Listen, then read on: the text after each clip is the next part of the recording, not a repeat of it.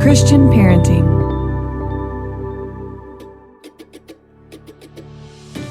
Welcome to the Christian Parenting Podcast. I'm your host, Steph Thurling. I'm the Executive Director of Christian Parenting, a mom of 3, and I am so glad that you're here. This is a place where you can bring your real self, no matter what that looks like today, and be given the space, resources, and encouragement you need to set aside perfection and grow into the perfectly imperfect parent God made you to be.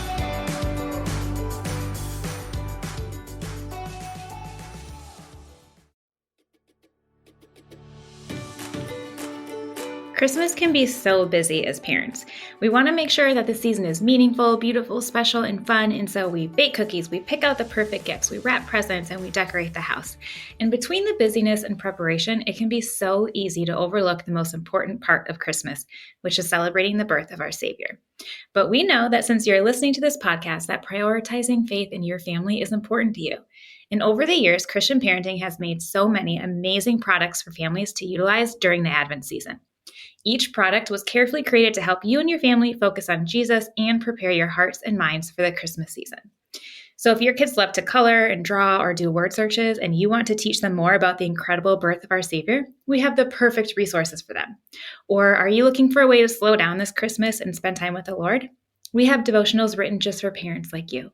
And if your family is looking for fun and engaging ways to actively explore the meaning of Christmas together, we have a great Advent experience just for you too. And best of all, many of these resources are bundled together so you can deepen your relationship with Jesus right alongside your kids. Make sure you head over to cpgive.org to check out all the wonderful Advent resources available. And don't forget to order soon because Christmas definitely sneaks up on us. Again, get your family Advent resources at cpgive.org.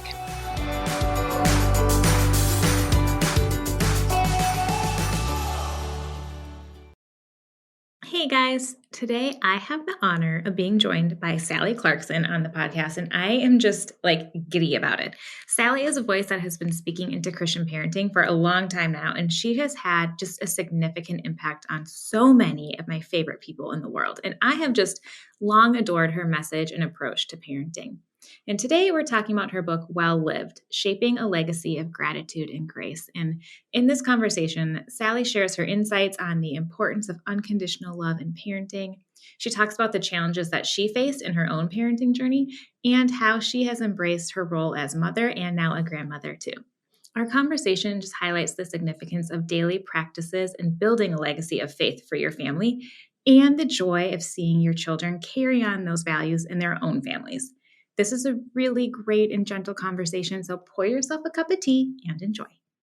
Hi, Sally. Welcome to the Christian Parenting Podcast. I'm so glad to be with you today. I love your topic. It's one of my Thank you. favorite. Yeah. Yeah, me too.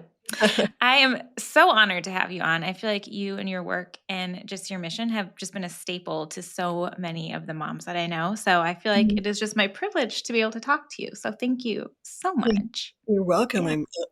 We're going to have so much fun. I think we are. We're going to talk about your book and a legacy and family and all sorts. I mean, it's just going to be really good. But first, I want to talk about you a little bit. Tell us specifically about your family. So tell us about you, what you do. Tell us about your family. And then can you describe your family in one word or phrase? Okay. I have 4 adult children, 3 of whom live in the UK and England. One of them just is moving from Scotland to London. And then I have 1 child who lives in Upper East Manhattan with his wife. So I have 4 kids who are my best friends. We're all so close, and we had a lot of fun, and they forgave us even for all the mistakes we made in life. But we're all writers. Everybody's a published author. And so I would say the one word is talking. I would say talking or writing. We're never not talking. You're always getting your thoughts out. And I am also a podcaster. I have written 32 books and have done 1 million conferences and moved 24 times, 9 times internationally. So that's a little bit about me. And I love tea and walking. And you love tea. I feel we were talking before we started recording about your adult kids and how they're your best friends and what a gift that is. It's just so incredibly incredible. And I feel like it speaks so highly of how you raised your kids. Mm. And like you just said, not perfectly, because they forgave you for the times you did mess up, but you have left a really incredible legacy for them. And I really look up to that. And I hope to be that as a Mm. parent too. Oh, I Like hope I so. I'm think the sure. best is yet to come. Yeah. Yeah. And Yes. I love when I hear that. Yeah. Yeah. Okay, so your new book, it focuses on living a well-lived life and leaving a legacy. And I am really curious because you've written so many books, you've done so many things. What made you decide that you're going to write this book now? Well, I was just about when I was beginning to write it, I was 69, almost 70. I'm 71 right now. And I was living in Oxford, and I still work with so many women. I had two different studies that I worked with there and people here. And I thought, it feels to me like people right now are longing for direction. They're Mm, longing for purpose. They're longing to know if their life matters. They're longing for companionship. And I was looking over the decades of my life, which I can't believe I'm this old, but and I thought, God allowed me to know some things, to understand some wisdom along the way that really left what I would say in my heart is a very satisfying legacy. Just seasoning by walking with him for this many years. And I thought, I want to give that to other women. I want them to know that their story, right where they are, their people, um, is the place where God is going to work significantly, and it's the place where they can leave a worthwhile legacy. Life doesn't have to change for you to live a legacy right in the story that you've been given. So yeah. I'm a message maker and an encourager, and I thought, oh, I never have written about that.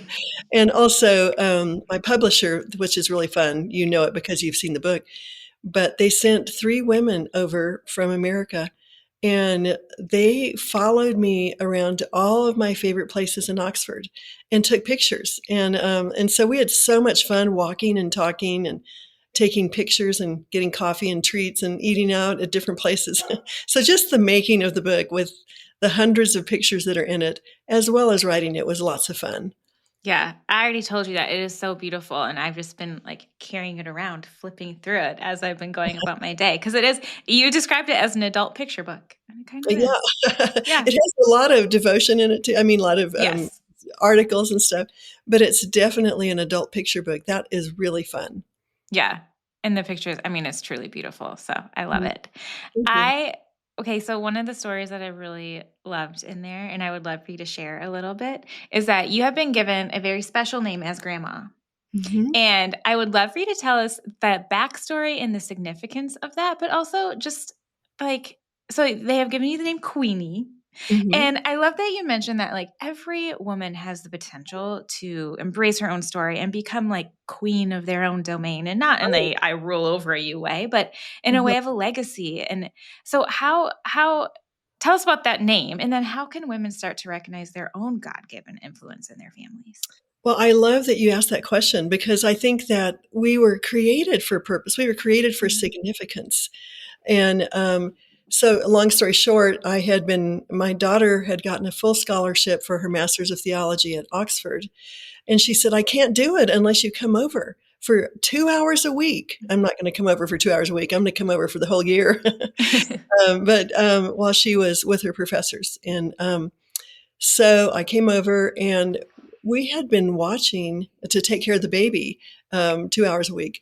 And we had been watching this wonderful series called Lark Rise, Larkrise, to Candleford. And it was about the mid 1860s to 80s time in history. And it's delightful if you can see it. But there was this sweet woman, and she was an older woman, and she sat at the top of the hill, and she disseminated wisdom and gave food to people and gave advice and gave comfort. And so when Sarah had her little baby, she said, you should take the name Queenie, just like Queenie in the story. That's who you are. And then so I thought, well, that's kind of fun. And then my daughter Joy said, no, Sarah didn't pick that. I did. So they thought of Queenie in the story that we had seen. was kind of what women should be. And so, to make a long story short, I love Genesis 1. I love the whole idea that when God created Adam and Eve, the first thing out of his mouth was blessing. It said he blessed them, which should be the first thing out of our mouth every day. But he blessed them, and he said, be fruitful and multiply. In other words, family was in his mind at the beginning. Um, fill the earth and subdue it. Fill the earth with children. Children were in his mind at the beginning. But the thing I wanted to focus on is subdue. The whole term of subdue means to cause something, to rule over something in such a way as to cause it to be productive. And the fact that God said that to male and female especially right now, at the beginning, I think that God gives each of us a domain. The domain is our people, our children, our husband or not husband, our work or not work, our story, our neighbors, our backstory, our personality. And to rule as a queen means to look out for the best of your domain, the way you decorate it, the way you celebrate traditions, the way you care for the people who are in it.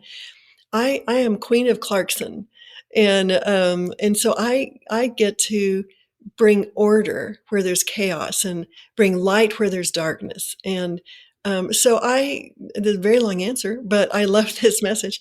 But I love thinking of myself as somebody who is ordering my domain and my legacy and my influence in the lives of the people that God has put into my hands.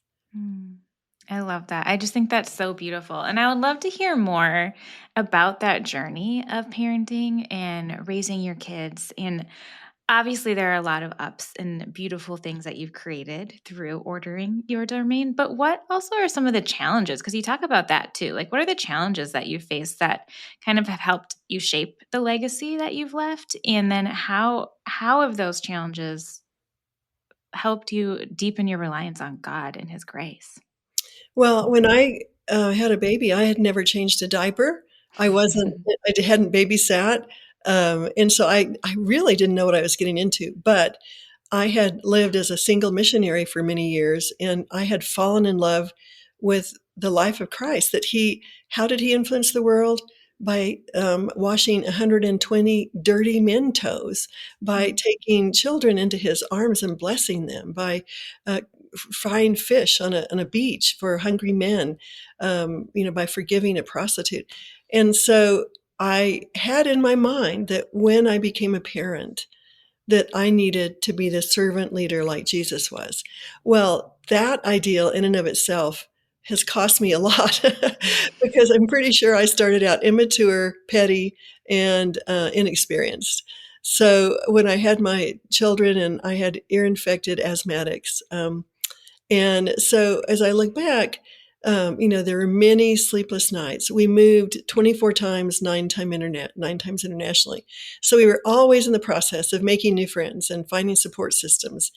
And my children wanted to wear reasonably clean clothes and eat multiple times a day.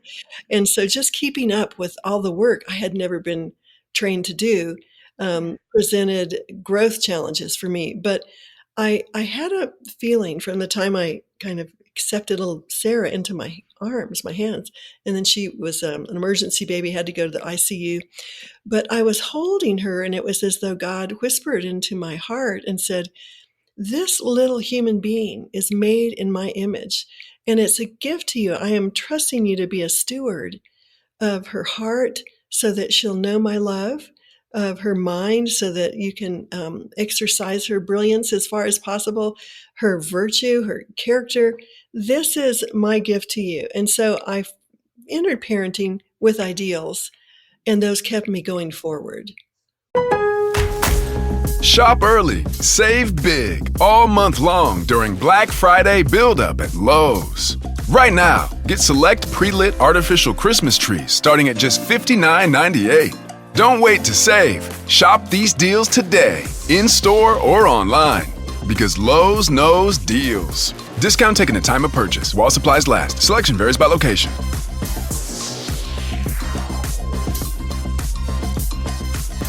Why choose a Sleep Number smart bed? Can I make my side softer? Can I make my side firmer? Can we sleep cooler? Sleep Number does that. Cools up to 8 times faster and lets you choose your ideal comfort on either side. Your Sleep Number setting.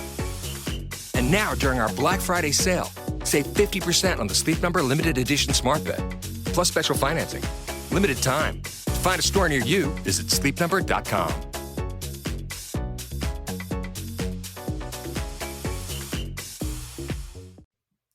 When do you think, because I feel like there are probably people listening who feel unprepared for motherhood and feel like they maybe have never changed a diaper, but when they had their kids, or they just, they don't have that confidence in their parenting, or maybe feel like they're floundering a little bit. How long do you feel like it took you to grow comfortable and to feel like, okay, I can do this.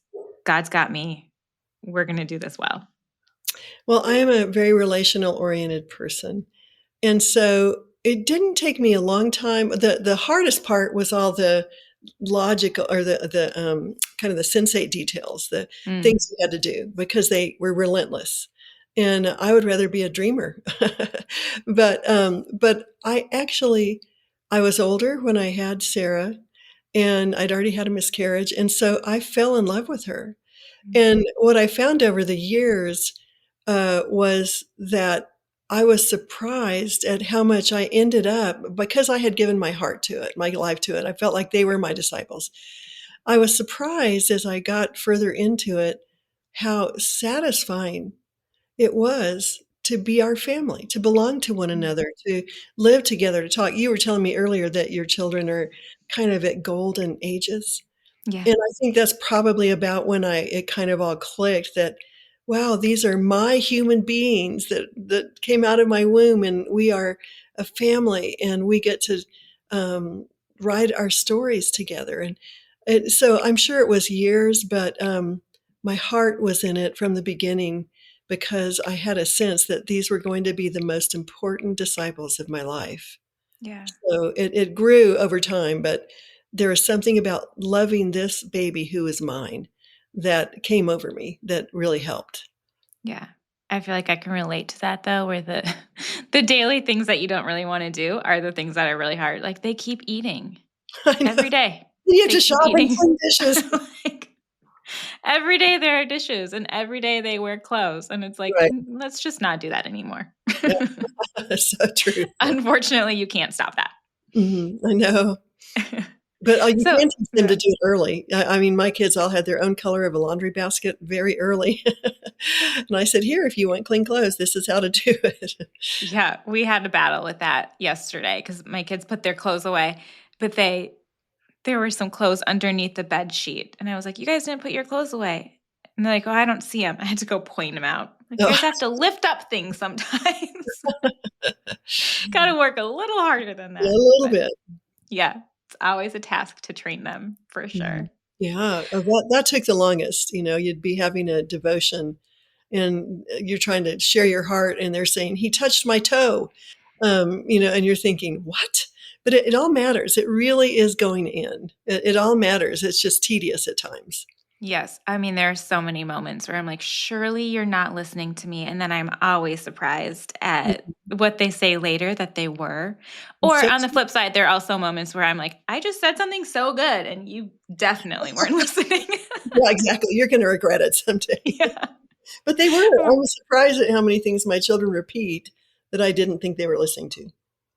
Do you think those are things that you repeated? Like, what are some things that you really repeated to your kids intentionally so that they just had it ingrained in their heart? Just a couple of things that come to my mind is right is always right, even if no one is doing it. Wrong is always wrong, even if everyone is doing it. Versus like a gentle answer turns away wrath. Just, and he, the proverb about if you keep your mouth closed, you're basically going to avoid trouble. Or someone, how blessed is the man who does not walk in the counsel of the wicked, nor stand in the path of sinners, but his delight is in the law of the Lord. Just little verses that I would say a lot to them. And they said that when they would go places, like when my son Nathan moved to New York to become an actor, which sends their child to do that. He said everywhere he went, he would hear all of these phrases. And he said it sounded a lot like God, Mom. So, they are listening. You just don't know that they're listening. Yeah, absolutely. I would love to kind of hear you talk about how it's like the daily choices that we make, the habits that we create in our homes, the things that we do with our kids, like those shape the legacy that we leave behind. So what are some of the like really practical things that you think parents can do every day to help build a life and a home and a legacy of faith? I think I wish I had been more patient. Children are in process just like we are. We're toddlers to God, and our children also need the same grace that God gives us. But I think that I would say, don't be petty and hold your anger. Don't release your anger, because when I look back, I feel like love was the foundation, unconditional love, not requiring perfection or works from my children. And so I can remember one time I was frustrated either with my husband or my children or something, and I was complaining to the Lord and feeling very justified. And it was as though the Lord said, you don't love your husband and your children because they deserve it any more than you're perfect and deserve it, but you love them because you said you would follow me and be my girl. And I want you to love them because I want you to love them. And so I think the motivation there, it helped me to realize, okay, my whole life is about worshiping God. And worshiping God might be kissing my children every morning when they woke up, praying blessing over them every night when they went to sleep, um, being sure to see if their little emotional tanks are filled. One time, one of my kids was really acting out and consistently. And so I took them away in my room, closed the door, had a little chocolate chip cookie reserved, and I lit a candle. I said, we're going to have a date together. And it ends up that this particular child had been being bullied by a group of children. And at the end, he said to me, when you pay attention to me and give me personal time, it makes me want to do everything you ask. I'll obey you, Mama. But when you ignore me or when I feel unseen, I'll do whatever I have to do to get attention. So that was a real, okay, I need to look at their little faces, give them attention, listen when they talk to me, put that phone down, look at them face to face, have dinner with them every night and talk. And so those are just some things I think might help. Yeah. I love that story. I think it's so easy to kind of like be like, my kid's acting out. It'll pass. I'll ask what's wrong. Maybe they'll respond to me, maybe not, and then just kind of move on with your day. But It's to so really easy intentional. to miss Yeah. cues. Yeah. We Just get to intent. cues. Yeah. Yeah. Oh, yeah. And like you learn your cues. Like you probably have learned your husband's cues after so many years. I can tell you exactly when my husband starts to get hungry. That's really fun. Well, my mom told me one day, and I do this with Clay, that don't ever tell your husband a big need that you have when he walks in the door at night. Give him dinner or make him a cup of tea, put on some music. How are you? How was your day? And then when he has peace in his heart, then you can tell him that you wrecked the car or whatever. But, it's like with us, the timing is everything. Yeah. Yeah, and for our kids too. But just to be ready with, here's a cookie. Let's have some one-on-one time. One of my kids, we do a lot of car rides. Sometimes if he's super upset, I'm like, "Hey, let's just go on a car ride." And sometimes we'll stop somewhere and get a little treat. Sometimes we'll just literally Yeah. drive. We don't even make it very far. Sometimes we just drive to the park. It's just a different location to talk. It's kind of like privacy. I think that's a great Yes. idea. Yeah. I'll Yeah, copy. and then yeah, it works because it is like a guarantee that no siblings are going to interrupt. I'm not going to be on my phone. I'm not going to be sitting there staring at the laundry that needs to be folded, and it's just our own time. You and me and laundry. Yeah, I understand. It's really not my favorite. I have loads of it to do today, so maybe that's why it's on my mind. There we go. We need to pay for somebody to do your laundry. I know they do have services for that now. Yep. Yeah. Well, I'm curious, or go ahead. I was just gonna say, I agree with you. When I would get frustrated with my always around children, I would throw everybody in the car and say, we're going to drive to the mountains and get an ice cream cone up there. We would listen to some kind of tape like an Odyssey or something. And then it gave me time to cool down and it gave them a way to kind of focus on something else. So I think that's a great idea. I Yeah, hadn't thought of change just of a scenery. child. Yeah. Yeah, change of scenery does a lot for sure. Yes. I'm curious. So, as your kids are adults now and you're in the grandparent role, what are some of the things you're seeing your kids do in their own families that like continue on the legacy you've left for them? And that is that the most like fun and rewarding thing ever? Because I feel like it would be. It really is. That's a great question. You have great questions. Thank you. I don't want to make people think we have a perfect life because we don't. We all want the biggest piece of chocolate cake. But I was recently in Oxford with my daughter who has had 4 children in 5 years. Mm, And it's a lot. and I was just sitting there watching her and I thought, deja vu. She is doing life like I did it exactly, even better. But the rhythms that we enacted, the ways that she related to the children, their responsiveness, it was so fulfilling to see. Oh my goodness, she caught it. And you certainly don't know that your children are watching you parent, especially they don't remember the early years. But the things that we did, she was doing when she gets up in the morning, um, when they get dressed immediately for the day and they're kind of straight in their room. They're just 6 and down. And then she puts them all. She makes breakfast for each of them. She doesn't make breakfast for herself, and she reads for about 30 to 40 minutes every morning when they're sitting there as a captive audience. And my goodness, these children love it. They feel like they're a little club. They've learned how to kind of copy each other and how they behave. And anyway, just watching her was definitely fulfilling. Yeah, I can imagine. What is the best part about being a grandma? Well, I think not being responsible. Everybody says it. But I just adore these children. And also, I have a sense in my age that this is the legacy of our whole family. My children are human beings who I wanted to send into the world healthy and strong. And now I have a whole nother generation of children who I can love and send into the world.